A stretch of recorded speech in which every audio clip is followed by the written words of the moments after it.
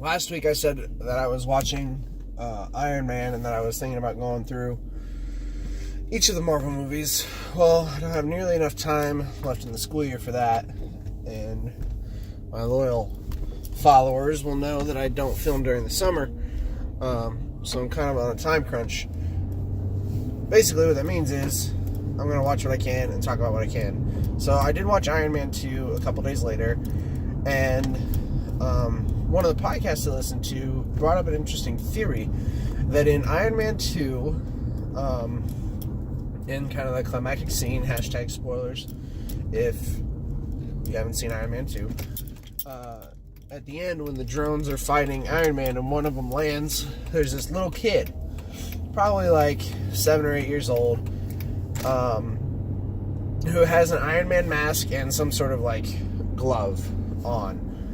And one of the drones lands in front of him and he just stands there. It's kind of like in that scene in The Amazing Spider-Man 2 where the little kid's in the Spider-Man costume and Spider-Man has to come save him.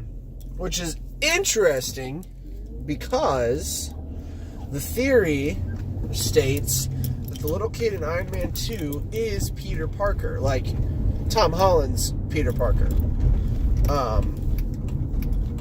Which is kind of where he gets, supposedly, where he gets his admiration for Mr. Stark, for Iron Man, right then and there, because you've seen it, Tony swoops in and saves him.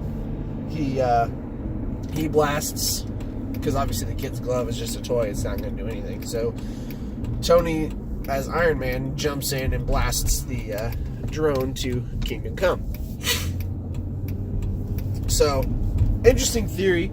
Even more interesting, kind of, when you think of it as in The Amazing Spider-Man 2 when Spider-Man does the same thing, or Peter Parker does the same thing with a little kid in kind of the same situation where he's just in a costume and it's not really going to do anything.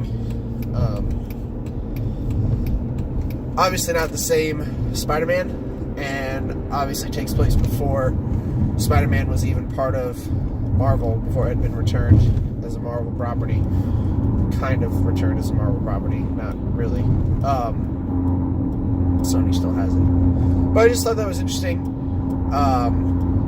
But also, I mean, the timing does match up, because that movie came out in 2010, and Spider-Man Homecoming came out in 2017, and we're told throughout the movie that Peter Parker is 15 at the time.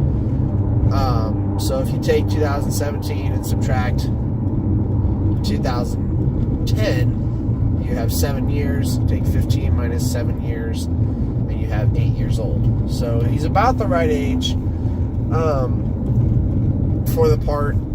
But if he's supposedly this genius kid, this is where it falls apart for me. If he's supposedly Peter Parker, who's this genius kid, who we know Parker was at Midtown Tech, or that junior's high school, before he became Spider-Man. Again, presumably. He has this reputation as being the smartest guy around. Then he should be smart enough to know as a kid that is not going to work. Unless he has developed his own little Iron Man blaster dealie at the age of 8. I don't know if any of this will be explained in Spider-Man Homecoming 2 or in Avengers 4. I doubt it.